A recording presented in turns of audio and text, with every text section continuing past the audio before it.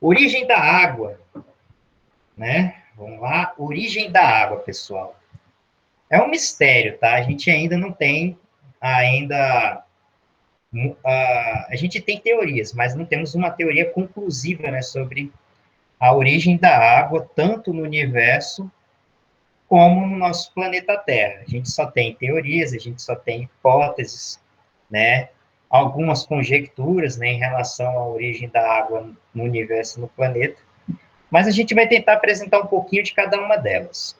Antes, né, de eu apresentar a origem da água, né, a gente tem que falar um pouquinho, né, sobre a origem do universo, né? Vamos relembrar, então, um pouco, né, de astronomia, lá no segundo semestre, né, onde o professor com certeza falou que o universo, né, são algumas centenas de milhares de anos após o Big Bang, onde prótons e elétrons esfriaram bastante para reorganizarem-se em átomos de hidrogênio e em proporção bem menor, hélio e traço de outros elementos. Nenhum outro produto químico deve ter existido em quantidades significativas até que o universo atingisse milhões de anos e as estrelas surgissem.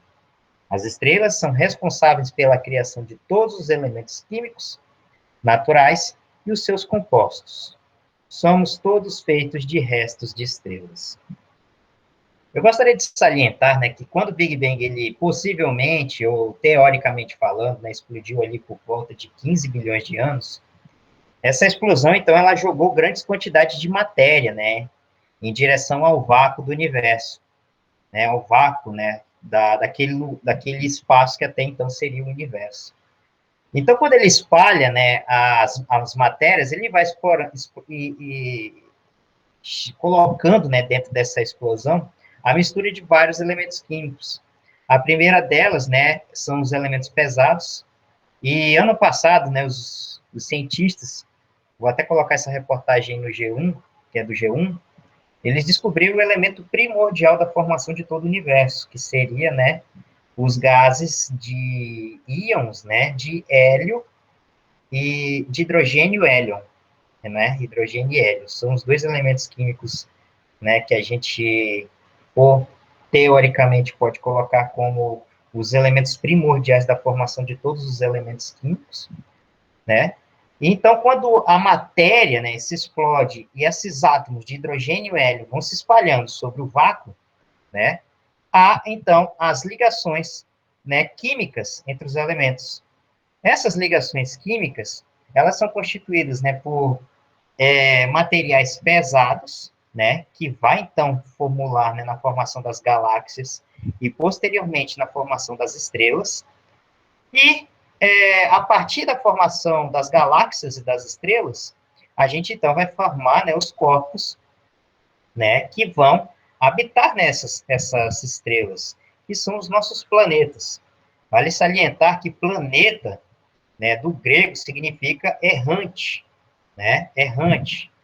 Significa que na vida, né, de vez em quando nós somos errantes e precisamos de uma estrela para nos puxar gravitacionalmente. Então, a formação dos planetas está relacionada à formação de estrelas que gravitacionalmente atrai esses errantes para a sua área, né, de domínio. E assim, então, foi a formação, né, do Sol. Consequentemente, né, o Sol ele espalha, né, pela sua gravidade e por ter um grande número de elementos químicos, né, e para além do seu espaço solar, forma, então, os primeiros planetas. A gente pode colocar o primeiro planeta a ser formado, que é Júpiter, seguidos de Saturno, Netuno e Urano, tá? Após a formação desses planetas gasosos, vai ser formado, então, os planetas telúricos, né, que é Mercúrio, Vênus, Marte e a nossa Terra. Dentro, né, dessa formação dos elementos químicos, vai então surgir, né, uma ligação covalente de dois átomos de hidrogênio com um átomo de oxigênio, que é o H2O. Então, a gente vai então ver que de uma explosão, né, vai se formando então, olha aqui, ó, essa região aqui do universo observável. Isso aqui, galera, é o que o telescópio vê, né, o super telescópio vê do universo observado. Dentro desse universo observado, há, então, a explosão, né, do Big Bang, formando, então, em superaglomerados. Então, dentro desse universo aqui, a gente está dentro desses superaglomerados. Dentro desses superaglomerados, geograficamente, nós estamos localizados no superaglomerado de Virgem, tá? Que é uma superestrutura, ela é gigantesca, tem bilhões e bilhões e trilhões de estrelas, tá? Nem consigo definir quantos planetas devem ter.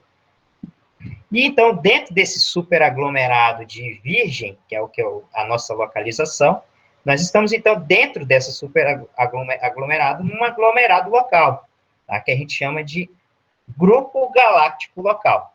Dentro desse grupo galáctico local, está, então, a grandes, né, galáxias. Aí eu posso colocar aqui a galáxia de Andrômeda, que é a galáxia mais próxima da nossa, e a nossa querida Via Láctea, tá? Então, aqui a Via Láctea, ela é acompanhada, né, de agrupamentos interestelares. A gente está dentro desse... Aqui dentro da Via Láctea, nós temos esses agrupamentos interestelares. A estrela mais próxima nossa é Alpha Centauri. Ela está a 4,5 anos-luz da Terra.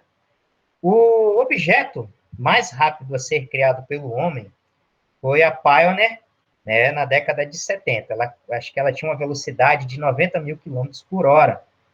Né? O objeto mais longínquo que já ultrapassou o sistema interestelar do Sol é Voyager. Né? Ela foi lançada em 1974, se eu não me engano, e ela já ultrapassou, né, esse nosso sistema solar. Ele já está fora da área gravitacional do Sol. Para esse Voyager chegar lá em Alpha Centauri, vai demorar 20 mil anos, galera. Tá? E Alpha Centauri tem um planeta lá também. E dentro dessa nuvem, né, dessa região interestelar, nós temos o nosso sistema solar formado por 8 planetas, sendo 4 planetas gasosos, 4 planetas telúricos, tá? Os planetas anões, que é uma nova constituição desde a União Astronômica de 2006, e o nosso planeta Terra. Isso vai fazer, então, que, para a gente chegar no nosso planeta, houve essa loucura, né, de emaranhados, né, de estruturas materiais que vai formar, então, as galáxias, as estrelas, que, coincidentemente, vai formar o nosso sistema solar, constituído, então, pelos planetas, o Sol, essa linha aqui, que é a linha de asteroides, e para além de Plutão, galera, a gente tem a chamada nuvem de Oort, tá? Mês passado, foi sensacional, eu adorei, eu pirei, eu estava no sítio, assisti no Jornal Nacional que um cometa ia passar, né? Um cometa ia passar naquele período, né? E 7 horas da noite eu estava pronto para ver o cometa, que eu não me lembro o nome agora, eu acho que é cometa... Deixa para lá, depois eu dou o nome do cometa. Mas ele passou no sítio onde eu estava, galera. Ele passou, foi cruzando o horizonte de forma muito rápida, e eu fiquei só refletindo e feliz da vida falando para minha esposa. É o segundo cometa, minha querida, que eu já assisto na minha vida. O primeiro foi o Lula em 2008, e agora em 2020 estou assistindo o segundo cometa da minha vida, né? E aí eu fui falar que, para além do universo, né, nós temos aí o elemento que nos dá a vida, tá? De onde veio, então, esse elemento primordial de uma ligação covalente de 2 átomos de hidrogênio junto com um átomo de oxigênio vai formar a água. Aí está, então, a questão da água para nós. A água é necessária a qualquer forma de vida. Onde quer que ela esteja presente ou esteve, sempre haverá a possibilidade de se encontrar alguma forma de vida. Isso, na nossa compreensão humana, né, sobre a existência de vida, para ter vida, de acordo com o que a gente tem aqui de planeta, é necessário ter água. Tá? Sem água, a gente não vai encontrar nenhum tipo de aparato de formação de vida em qualquer outro lugar. Tá certo? Por isso temos tanto interesse em procurar estudar locais fora da Terra que possam ter água. Tá? Em suas várias formas, a água se mostra presente em praticamente todo o sistema solar, de vapor de água no Sol a gelo nos longínquos cometas da nuvem de Oort. Existe água, galera, também na Lua e em Marte. E graças a gente saber que existe água na Lua e em Marte, a gente vai ter no futuro, não sabemos se vai ser na nossa geração, futuras missões tripuladas para habitar tanto a Lua como Marte, né? Porque eles têm água. Eu gostaria de salientar, galera, que a água está em todo lugar, tá? Existe água em todos os lugares que a gente possa imaginar, tá? Existe vapor de água até no Sol. Como, professor? Não tem o cometa que acabei de falar? Quando o cometa ele se aproxima do Sol, tá? O cometa, então, ele vai soltando, né, aquela cauda, e aquela cauda são as partículas, né, de água que existe dentro da sua constituição. Por isso que ele brilha quando as luzes do Sol batem nele. Isso vai formar, então, as vapores de água que vão em direção ao Sol. E aí a gente tem, né, as famosas teorias, né, de formação da água, tá? Muitos cientistas têm se debatido e tentando explicar como a água chegou no nosso planeta, tá? Vale salientar que, eu vou depois falar, é muito legal isso. Vale salientar que são teorias ainda inconclusivas, são teorias que, como aquela lá da Kátia Torres, ainda precisam de muitos testes. Uma teoria, para a gente explicar, galera, precisa ter muitos testes, a gente precisa passar por muitos testes, muitas análises, muitas metodologias, para que uma teoria seja comprovada. Vige a teoria da relatividade, né, de Albert Einstein. Ele morreu já faz 80 anos, e só agora que a teoria dele está sendo confirmada, né, graças às tecnologias que a gente tem. Então, uma das possibilidades que a água chegou na Terra foi da cauda de cometas, como eu acabei de dizer.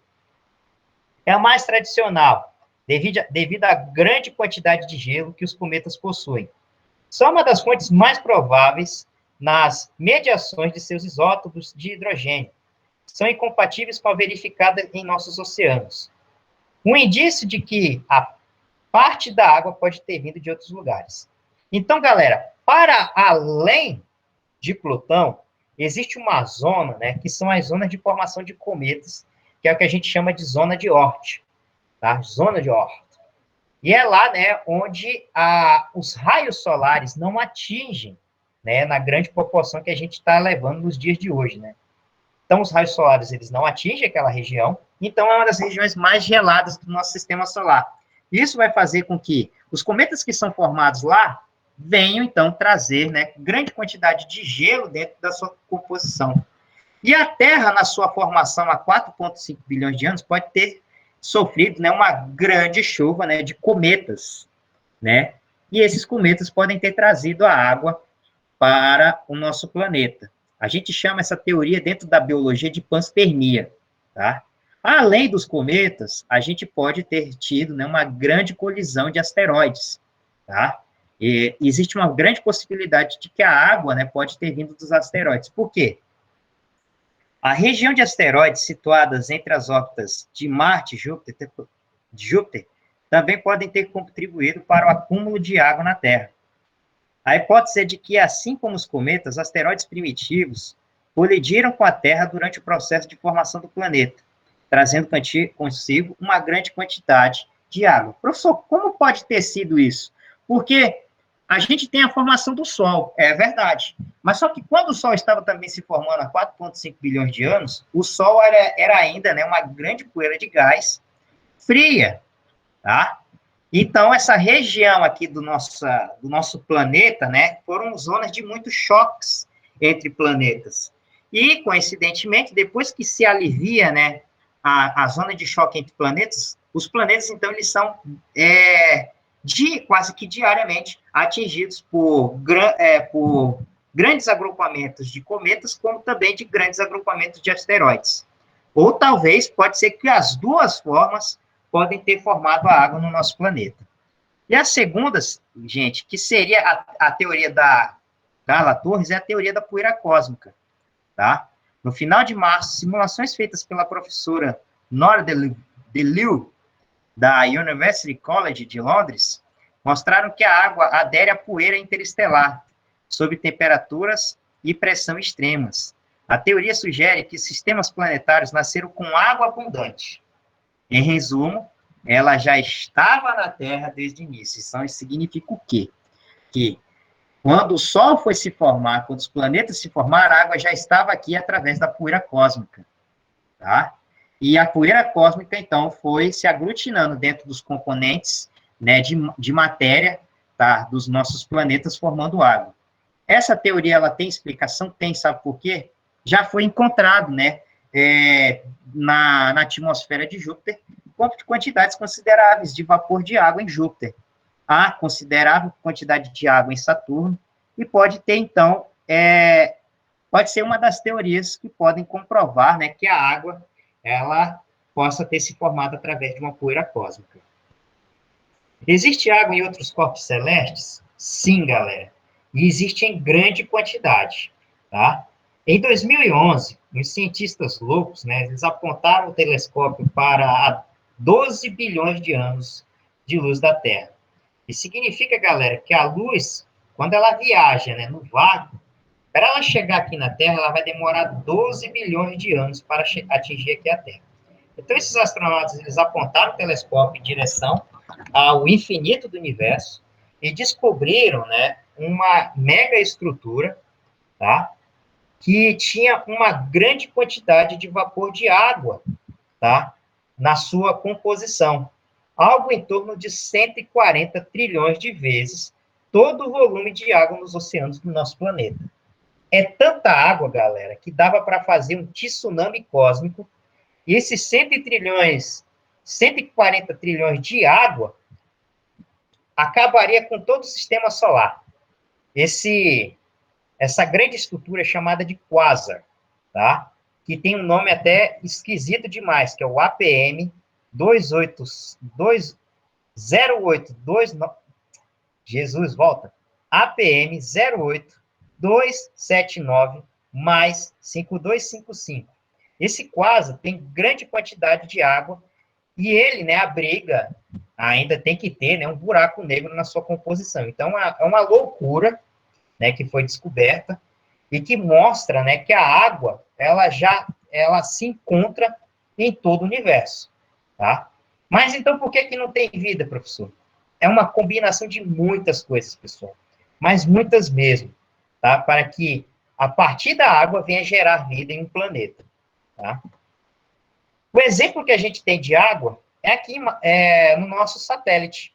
Quando você apontar novamente os seus olhos para o céu e ver a Lua, saibam, lá tem água, tá? De acordo com a sonda espacial indiana, existe água na Lua e lagos, tá? Que estão debaixo daquela poeira lunar, prontas para serem utilizadas em futuras missões cósmicas, tá? Em futuras missões astronáuticas do nosso planeta Terra, tá?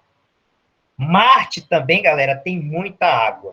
Marte possui água tanto no seu polo norte como no seu polo sul. Existe uma grande possibilidade de existir água líquida, tá? Nesses polos, tá? Porque existe uma grande diferença, galera. A água em Marte, ela não se encontra, né, no estado líquido. Ela se encontra tanto no estado gasoso, como também no estado, né, sólido, tá certo? Se você tiver água na superfície, você tem água sólida em Marte. Calma aí que alguém entrou aqui. Ladislau. Tá? Mas existe, pessoal, grande quantidade de águas abaixo da superfície de Marte. Se vocês forem pegar imagens, né, na internet, água em Marte, vocês vão ver que existem vales, né, que parecem com os nossos vales aqui no planeta Terra, tá? Onde se encaixa claramente, né, os caminhos de água como a gente tem aqui na nossa região amazônica, tá? Então, existe essa possibilidade de ter água líquida, só que precisa, né, fazer uma grande estrutura, né, uma grande engenharia, né, para tirar essa água líquida do interior de Marte. Essa imagem, galera, é sensacional. Ela é uma das luas, né, de Júpiter. E o nome dessa lua é Europa. Europa, ele é um satélite extremamente congelado, tá? E a mesma estrutura de gelo que a gente tem aqui no planeta Terra é encontrado em Europa, que é o satélite de Júpiter. Vai ter, até o final dessa década, uma missão, né? Onde vai explorar o oceano congelado de Europa, tá? Vai ter aí um satélite que vai ter um perfurador. Ele vai, então, perfurar essa superfície gelada de Europa e vai tentar encontrar vida, né, nos oceanos. O objetivo de encontrar vida nesses oceanos é a mesma estrutura que a gente tem aqui quando eu for falar dos oceanos. As fossas das Marianas, que é um dos objetos mais profundos do nosso planeta Terra. Tem vida lá, né, com 12 mil metros de profundidade. A Europa pode ter uma profundidade em média de 6 a 8 mil metros.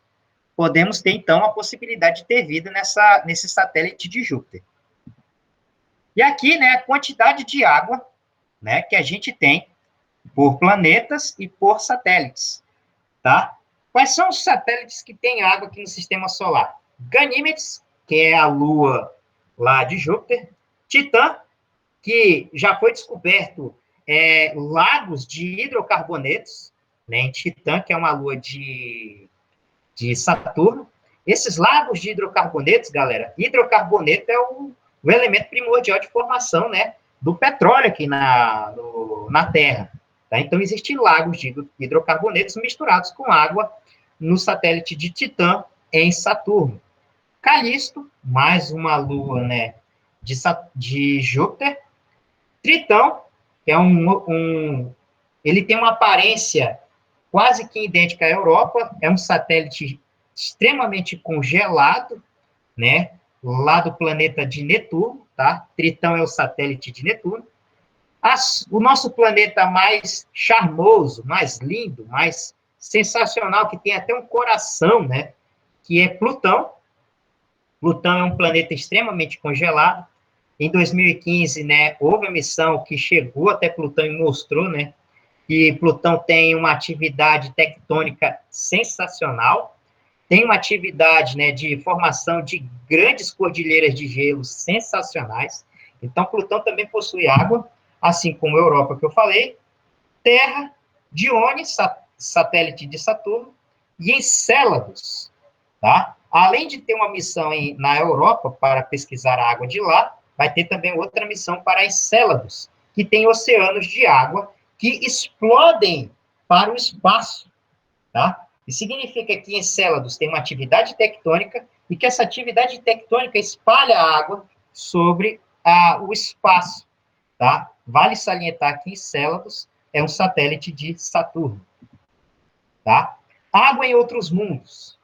Esse aqui, galera, é água, né, no asteroide de Rosetta, tá?